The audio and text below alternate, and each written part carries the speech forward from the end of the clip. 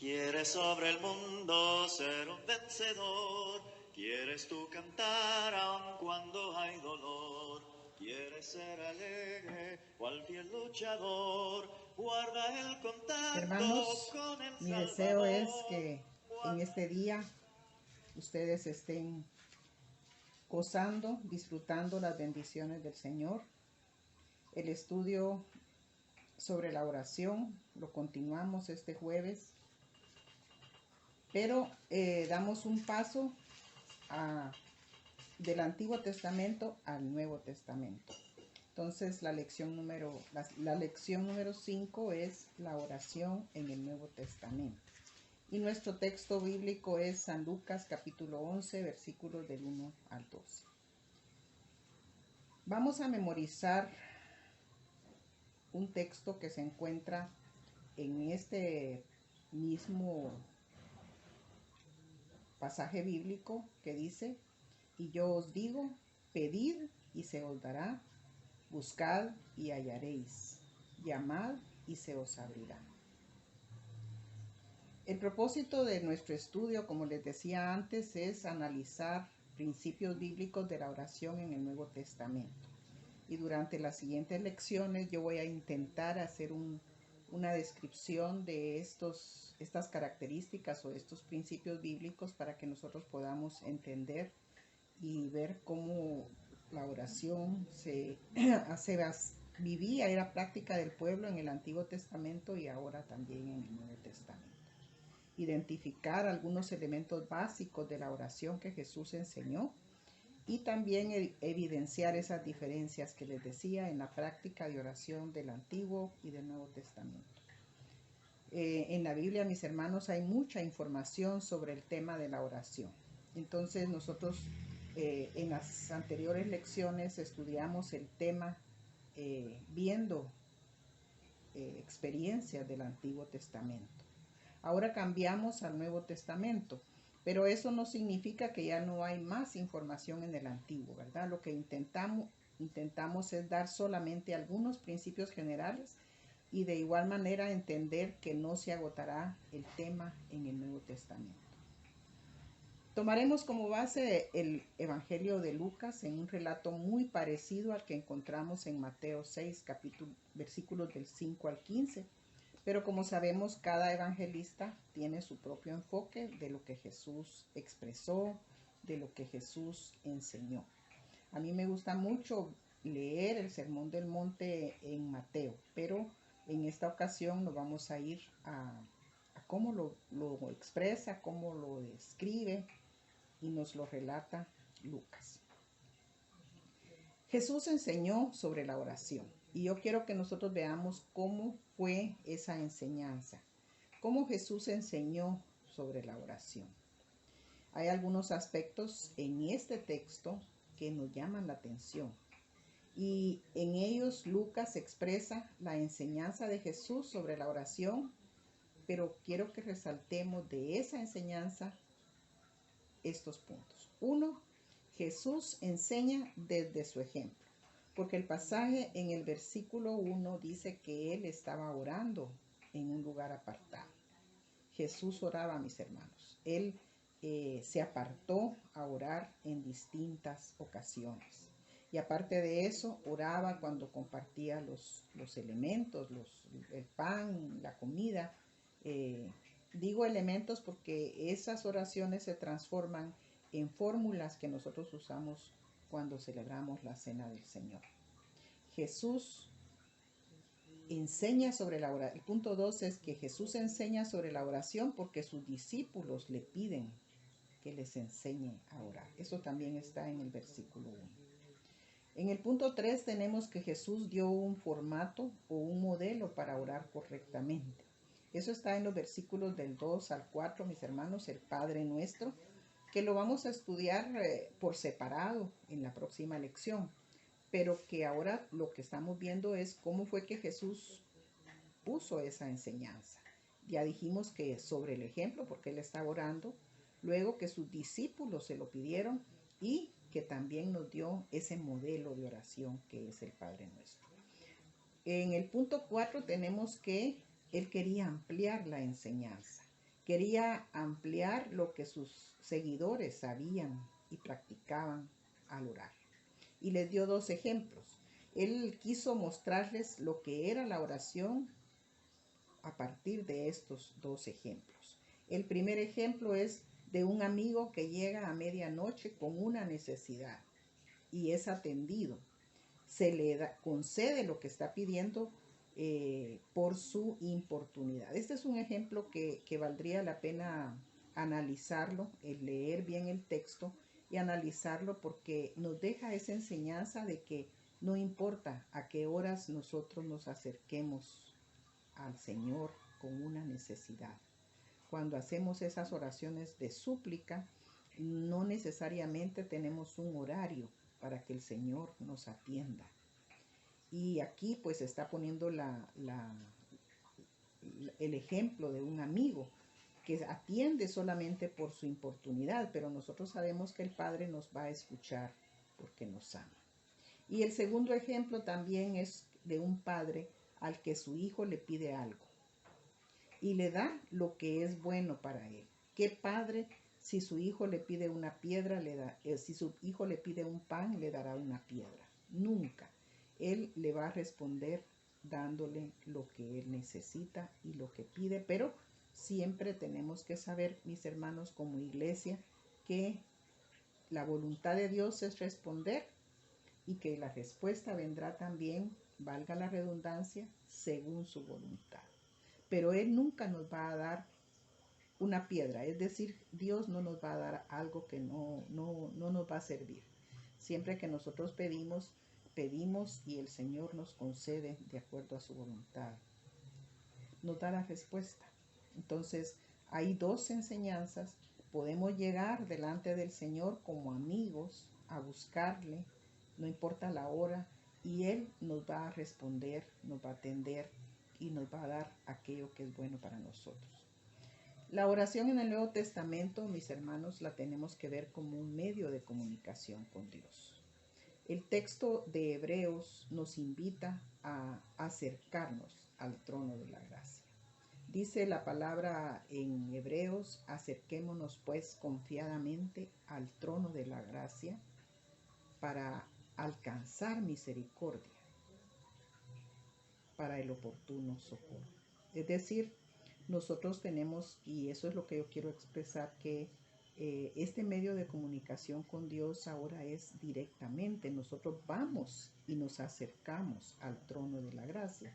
El trono de la gracia es donde se ubica o donde está la presencia del Señor, y lo hacemos confiadamente. Recordemos que en el Antiguo Testamento había siempre el sumo sacerdote, que era el que intercedía por el pueblo. Las personas llevaban sus ofrendas para los sacrificios, para pagar o expiar una culpa, pero era el sacerdote el que oficiaba, porque las personas tenían la limitación de no poderse acercar ellos directamente a Dios, solo el sumo sacerdote. Pero una de las bendiciones del Nuevo Testamento es que por medio de la oración, como un medio de comunicación con Dios, está al alcance de todos. Y con la enseñanza de Jesús que estamos leyendo en Lucas viene una promesa. Y esa promesa está casi al final del pasaje. Y dice: pedid y se os dará. Buscad y hallaréis. Llamad y se os abrirá. Aquí nos está dejando la puerta abierta, mis hermanos, para que pidamos, para que busquemos, para que llamemos en actitud de oración. Y la seguridad es que se nos va a dar lo que necesitamos, lo que pedimos, que hallaremos lo que estamos buscando y que esa puerta se nos va a abrir. Este pasaje es una prueba. Hay muchas en la Biblia, pero esta es una prueba de que Dios siempre está dispuesto a atender nuestra oración, por lo cual no debemos dejar de pedir, dejar de buscar y dejar de llamar hasta obtener nuestras peticiones. En nuestra iglesia, mis hermanos, tenemos ejemplos de mujeres y hombres de oración, porque no todos los miembros de la iglesia tenemos el mismo nivel en el desarrollo de ese don precioso que nos dio el Señor, la fe.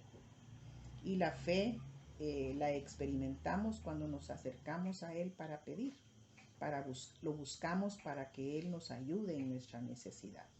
Pero no todos estamos en el mismo nivel. Muchos incluso, mis hermanos, creen que no pueden orar ellos, tienen que buscar a una persona, a un pastor o a la pastora o a un anciano o anciana para que ore, porque no se sienten que su propia o personal oración va a tener el mismo efecto.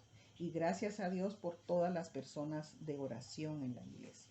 Es un ministerio especial que se desarrolla y que no todos podemos decir que lo estamos haciendo. ¿Qué se necesita para entender y aprovechar la oración? Porque fíjense que la oración es un recurso, es un medio de gracia, es un recurso que todos los cristianos tenemos. Cuando se nos está discipulando, lo que nos enseñan es a orar. Una persona que ora pide, busca y llama insistentemente para encontrar la respuesta del Señor. Y eso demuestra que esa persona es dependiente del Señor, nunca autosuficiente. Las personas que oran son dependientes del Señor. Aunque tengan el dinero, aunque tengan la forma de solucionar sus problemas, materialmente hablando, buscan al Señor. Pero también están las otras personas que se consideran autosuficientes y esas personas clasifican que ciertas cosas no van a buscar al Señor, sino que las van a solucionar con su chequera, con su dinero, con su tarjeta.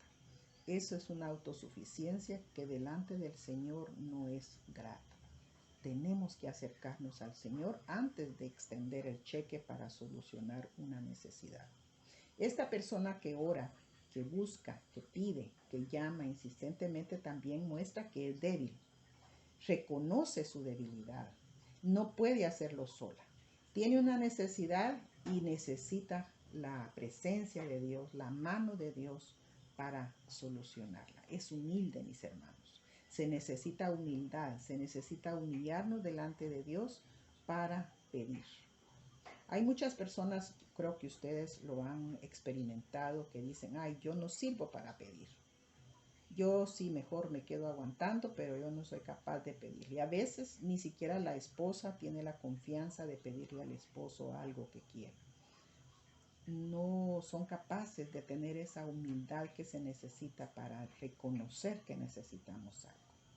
Pero en la oración, estoy usando el ejemplo de una pareja de esposos, pero en la oración también necesitamos estar siempre dispuestos a llorarle al Señor, a buscar al Señor, a acercarnos a Él miedosos, necesitados, humildes, angustiados.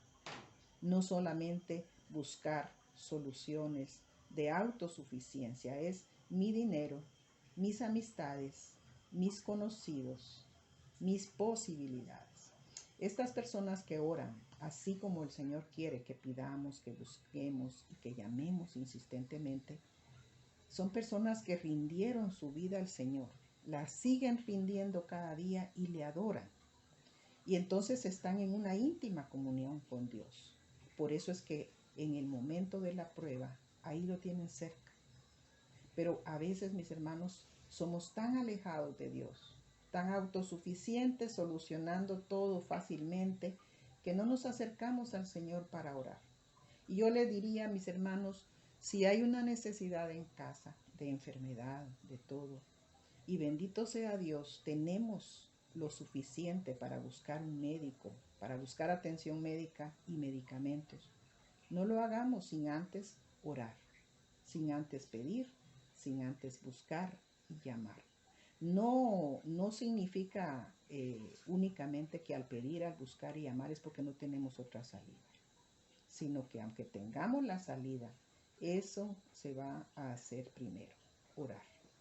Rendir nuestra vida al Señor también y orar y adorarlo es esa relación de adoración, de amor, de glorificación de Dios, que son el modo de vivir diariamente.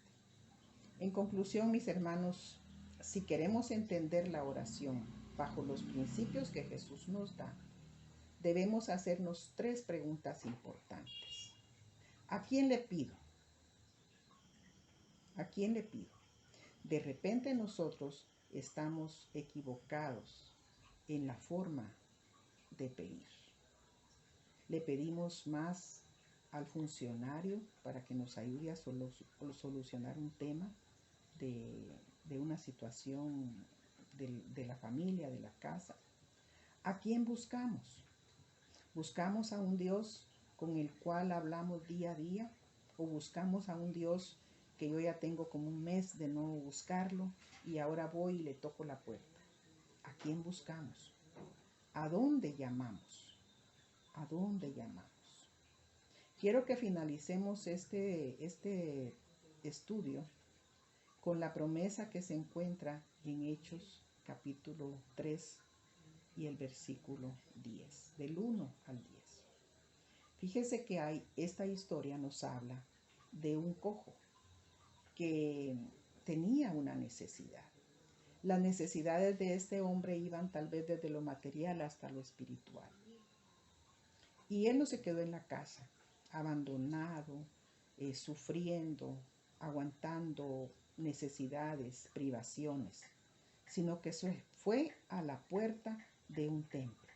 Y en esa puerta de ese templo pedía limosna, pedía ayuda. Y cuando era la hora de orar, iban 2 discípulos del Señor, Pedro y Juan, al templo y lo vieron. Y entonces se acercaron a él y le respondieron: no tenemos oro ni plata, pero lo que tenemos te damos. Por eso el cojo inmediatamente se levantó, fue capaz de caminar. Yo quiero que este ejemplo lo comparemos con las preguntas que les decía. ¿A quién le pedimos? ¿Qué es lo que buscamos?